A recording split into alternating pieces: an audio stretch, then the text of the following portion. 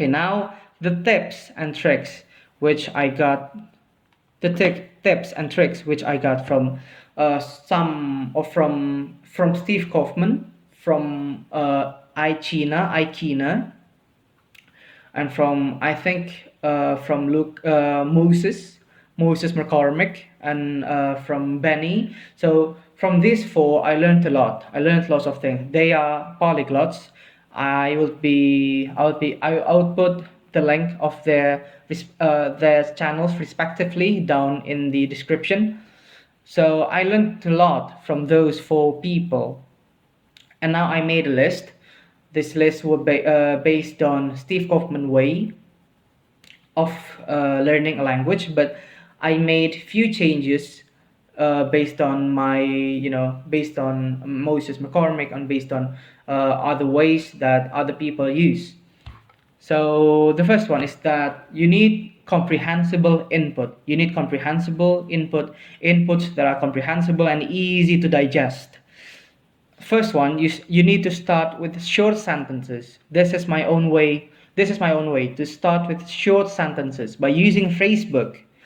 So get an introduction book. You see, get an introduction book. It will really help you understand the language pretty well, or like just help you. It helps you, or it introduces you to the language itself. So get an introduction book or get a phrase book and start with short sentences, and then start with short stories. So the goal of this comprehensible input phase is to understand the language, not too well, maybe just to reach a really an advanced beginner level, and be familiar with the language, to know the form, the pattern of the language. So it helps you to get this. It helps you get this getting on this familiar phase. And other than that, other than the phrase book and other than the introduction book, you could, if you want to, get a grammar book, but only use it as a reference. Don't depend on it. Don't faithfully read only the grammar book and not reading the phrase book. If you want to speak better, then you need to read the phrase book, and you need to read short stories, and also listening. The combination of reading and listening is really strong. I have experienced them myself in my Arabic journey, and I can tell you for sure that it's really strong.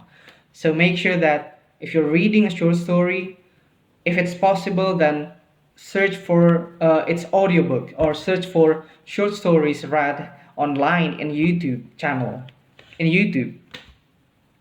Okay, now the second way, after you've finished your comprehensible input, usually it will take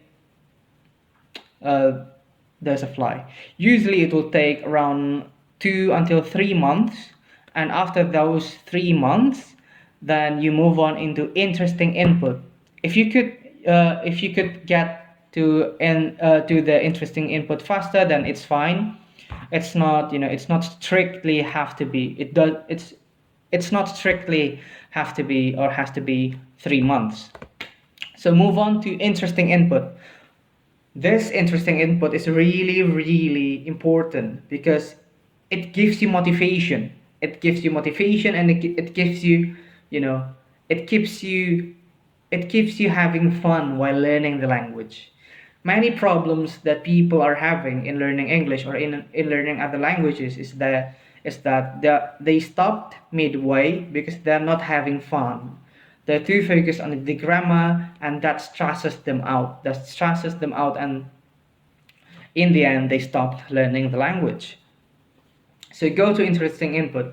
Anything that interests you, and pay attention. Again, pay attention to the meaning behind the sentence, and don't be too focused on the words itself. I'm not saying that you shouldn't try to translate the words, but don't be you should translate the words, but don't be too focused on the words, rather see it as a sentence. And after in this interesting input, actually not just in interesting input, in whether it's incomprehensible or in interesting input, if you're consuming medias, which I really suggest you do, from YouTube, either it's from YouTube or you have an app that, like Duolingo, which provides you with audio, you should really pay attention to how the people say it, how they pronounce it. It helps you cut down the time for you to relearn the pronunciation and intonation later in the future when you've already understood the language as a whole. So, by paying attention to the way they're speaking, you're helping yourself practicing how to speak the words. Now, after those two, after comprehensible input, after interesting input, now we get to output. Now, output is really, really important too. It helps you organize your thoughts. It helps you organize the sentences that you have consumed. For example, now and then now and then I still do this. I still output, my words, or the words that I know, or the sentences that I know. Either it's in front of a video like this, in a video like this, or in front of a mirror. So what I'm trying to do is to organize myself, to organize the information that I have inside of my brain, to organize those sentences and words, and try to see if there is anything wrong. So output helps you output the knowledge that you got from comprehensible and interesting input. Okay. And now, I think that's it from tips and tricks on how to be fluent in, or how to learn the language, how to learn English. But what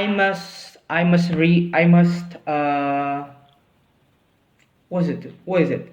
I must, anyway, what I'm trying to say is, I support fully people who try to learn a language. Okay?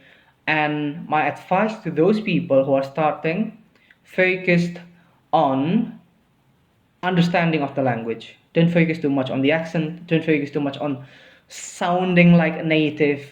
Although it's really good, it's like the advanced level.